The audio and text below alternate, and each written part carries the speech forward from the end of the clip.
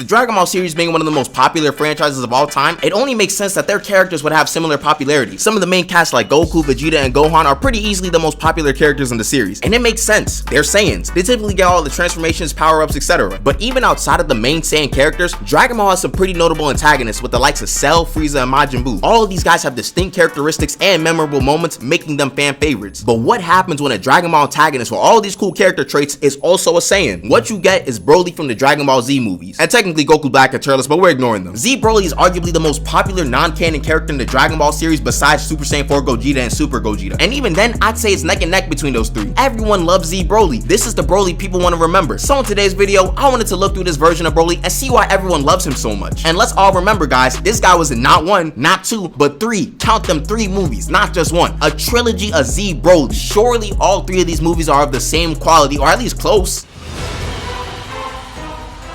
I won't bore you guys with the entire synopsis of the movie, so I'll give you some brief context before we get to talking about the main guy. First thing in the movie, we see that the South Galaxy was destroyed by a Super Saiyan, and King Kai is rightfully pooping bricks right now because his galaxy is next. And may I say, this is an insane introduction to someone's character. It already puts them as one of the strongest threats in the series. Anywho, a Saiyan named Paragus randomly shows up to Earth to tell Vegeta that he's rebuilding the Saiyan race and that he should come to him to become the new king of New Vegeta. There's also some legendary Super Saiyan that only Vegeta can deal with. Clearly, this is a lie, but somehow Vegeta falls for all of this and goes with him. This of course causes the rest of the gang besides Goku to follow Vegeta to New Vegeta. Goku also learns of the legendary Super Saiyan in the South Galaxy and goes out to find him. Oh snap, it's Broly. As we can clearly see, this man Broly is tweaking at the mere sight of Goku. From here, we learn that Broly was pretty evil throughout his entire life, even as a kid. Broly is destroying a city and laughing maniacally while doing so. This guy was so manic that his father Paragus needed to create a device to control him. Oh yeah, I forgot to mention this, but Paragus is also evil and wants to use Broly as a part of his revenge plan. So Broly goes to fight Goku because he just can't stand him being around, and from this fight alone, we can tell this guy has something different about him. Goku realizes this too, and then we all learn that Broly is the legendary Super Saiyan and destroyed the South Galaxy. And I know it seems like I'm jumping around a lot, but this movie jumps around from time to time without much of a smooth transition. The next scene, the movie kind of just jumps to the next day where Paragus reveals his grand plan, which is stupid and not worth mentioning, to be honest. Now, the first half of this movie was kind of mid and didn't really have much Broly. The second half is way better, as you're all gonna hear from me. And trust me, the downfall for Broly has yet to come. And I might as well get into this now. There's been some debates about sub versus dub for this movie, and to be honest, it really doesn't matter which one you watch. You get similar enough plot from both versions, the only difference being the dub got different music during the fight scenes. Anyways, Broly's transformation is iconic. He goes from yelling to laughing back to yelling with everyone in pure shock. They know they can't do anything about what's about to happen. Then to actually complete the transformation, he explodes into this brolic monster of a man, and his very first line was, "You Kakarot, I choose you to be the first of my victims." Oh yeah, don't mind this little counter here.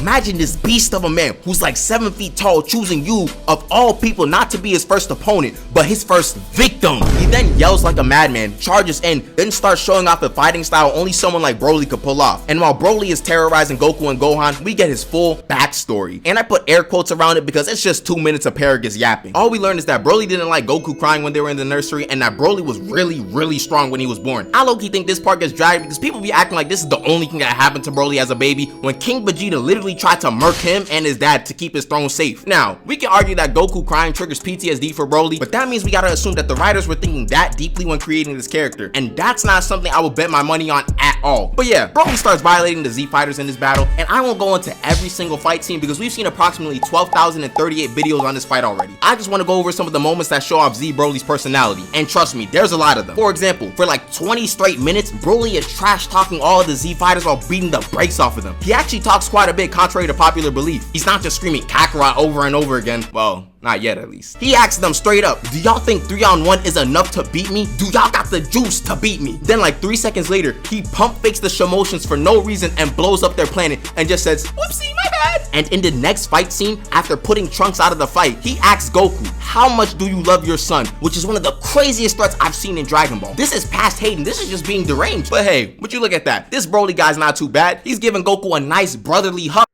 Oh wow, fast forward a bit, and Piccolo basically asks Broly why he felt the need to throw an 11-year-old boy through a building, and Broly's response, I do what needs to be done. What do you expect from a true freak? He's a freak? Oh gosh, wait till Broly finds out about a Broly boost. After getting their butts thoroughly handed to them for about 10 minutes, Goku reasonably asked Broly for a handicap, because let's be real, they need it. But Broly questions him saying, is that another word for coffin? First off, I know he knows the definition of handicap, but number two, we all now know that this charge is going to be in the first degree because because this is purely intentional. Oh yeah, and in the next scene, he tanks a point-blank Kamehameha. Let me say that again. He tanks the point-blank Kamehameha, palms Goku's head like a basketball, and asks him, what was that supposed to be, Goku? Now, that doesn't seem crazy at first, but remember, Broly only calls Goku Kakarot, so he intentionally called him Goku to mock him. He also managed to break Vegeta's will to fight throughout the last half of the movie, and once Vegeta mustered up the courage to actually fight him, Broly one-shots him and says he's all bark and no bite. But the best moment of this entire movie is when that man Paragus tried to escape the planet because he couldn't control Broly anymore. Broly catches him in the act, and Paragus tries to lie to say that the pod was for both of them. But Broly isn't dumb and asks him how is he gonna save two people in a rocket built for one person. He then proceeds to pick up the pod and crush Paragus to death. So for the past couple minutes, we can see that Broly has a personality in the first movie that's fairly entertaining. The counter for all of his trash talk isn't even accurate because I left out a lot of the lines. He's essentially like any other Saiyan but more sadistic. And even then, we already know how evil Saiyans work, so if they had Broly's power, I feel like it's possible that they'd act a little bit similar to him. So Broly seems to be an entertaining character that seems to be written well enough. Where did they fumble? Well, we haven't gotten to the conclusion of the movie now, have we? This feels like the turning point for Broly as a character. Goku starts getting the BS power up because the movie needs to end in 2 minutes, and Broly, after beating up Goku for like 20 minutes straight, begins to back up in fear? Then Goku just one-shots him with a singular punch?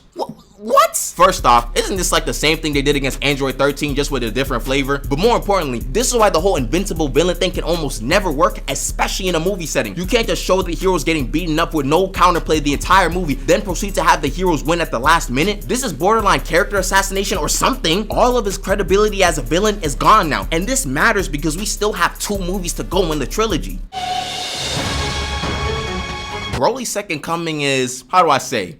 Trash. No, I'm not just saying that for the video either. The movie is genuinely bad. Go rewatch it if you think I'm lying. Now, the first scene of the movie is, what the? How the heck did he live? Why is he alive? What compelled them to make another Broly movie? Oh, I see. Let me not be nasty. We knew they'd bring Broly back. He was just too popular. But that's besides the point. Broly shows up like 20 minutes into this movie, and the movie only runs for about 50, which means for the first 20 minutes, this movie is following Goten, Trunks, and Videl. There is simply nothing relevant to talk about prior to Broly's arrival. The trio are in some random village while they are trying to find the Dragon Balls. Then Goten starts crying loud enough to wake up Broly, which really doesn't help the crying allegations because they always show Goku crying as a kid to show a distressed Broly. Anyways, we see more Super Saiyan Broly action in this movie rather than him being in Legendary Super Saiyan like he was in the first movie. But one thing that kind of bothers me is that the blue hair that he had in the first movie is gone. I know it's because of the mind control or whatever, but it made him stand out more. It gave him more aura, to be honest, too. And his first fight of the movie is Videl. The first opponent he fought in the first movie was Goku. This time, it's Videl. Not a good look at all. Wanna know what else is a bad look? Having Videl, an Earthling, eat a clothesline from Super Saiyan Broly. This moment makes A,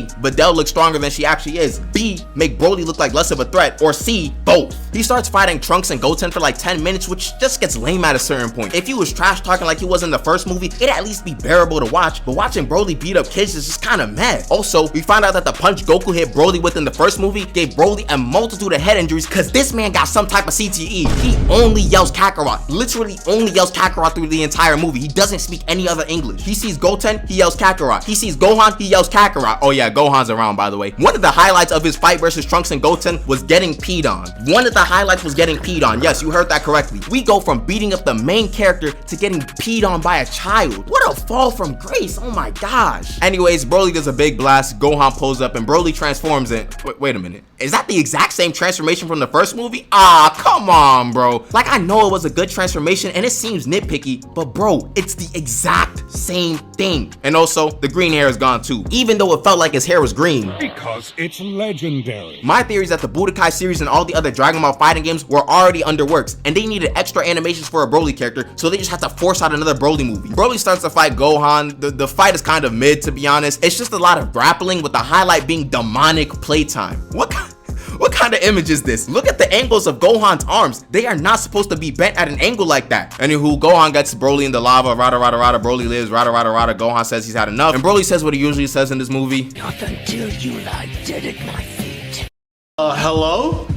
You can talk? So this man could talk the entire time and he was just yelling Kakarot? What? Alright, bro. You know that one kid in class who doesn't do anything for the entire period, but has to participate so they say something somewhat related to the topic? That's Second Coming Broly. It's not even like the line was that good, but geez, we could have used more of that at least. Anyways, family Kamehameha, mercs them, go brr, yay. This movie nuked this guy's aura. We went from fighting full-fledged warriors to fighting children and teenage girls. From getting peed on to getting CTE to getting baked yet again. This movie was really the mark for Broly being ruined as a villain. And we still have one more movie to go. Bio Broly. There's not even a Gohan in this movie, so we just rocking out with Goten, Trunks, 18, Krillin, and Hercule. This movie doesn't even feel real when you watch it. It feels like a fever dream. It doesn't even feel like a Broly movie. They kinda just made a bio monster and incorporated Broly somehow. I should add that this is a clone of Broly, not the real him, but you know his name is in the title, and this is technically a trilogy, so we're holding it against Z Broly as a whole. Sorry. And this movie is disgusting work, both figuratively and literally. They brought Broly back just to cover him in sludge and make him fight kids again. I don't know what y'all want me to say. It's just a freaking sludge monster. This infuriates me just looking at this. Look! This was Z Broly in the first movie, and this is Z Broly in his last movie. This movie don't deserve a summary, rant, or anything. It's just cheeks. Also, the last scene of this movie low-key suggested that Goku and Pikkon were gonna go after Broly in the afterlife, so I guess there was gonna be another Broly movie? Good thing that was shut down quickly. I don't know what I would be doing with myself if I knew there were 4 Z Broly movies out there. How dare they? How dare they try to make another Broly movie? What the what? What? Dragon Ball Z Broly is that one player who has a really good first quarter, then plays bad for the rest of the game, yet they somehow get credit for having a good game. When people talk about Z Broly, they're only talking about like 30 minutes in the first movie when he had 2 other garbage movies in the trilogy. This guy was progressively losing aura as the trilogy went on, and they kept going making Broly content. Broly didn't deserve this, man. They had a pretty good concept for a villain and decided to ruin him with unnecessary appearances. Imagine if Broly actually had good treatment in the series. Oh, you're saying that they made a movie about him in the Super? Oh, okay, yo, that's good. Yo, we done with Z Broly, I guess. Hope you guys enjoyed the video, and sorry for the lack of videos. Loki feels like I say that every video nowadays, but to be completely fair, this time I had midterms to deal with, which can be a lot at times. Like I had 3 exams within the span of 60 hours. It was ridiculous. With that being said, have a great day, and peace out.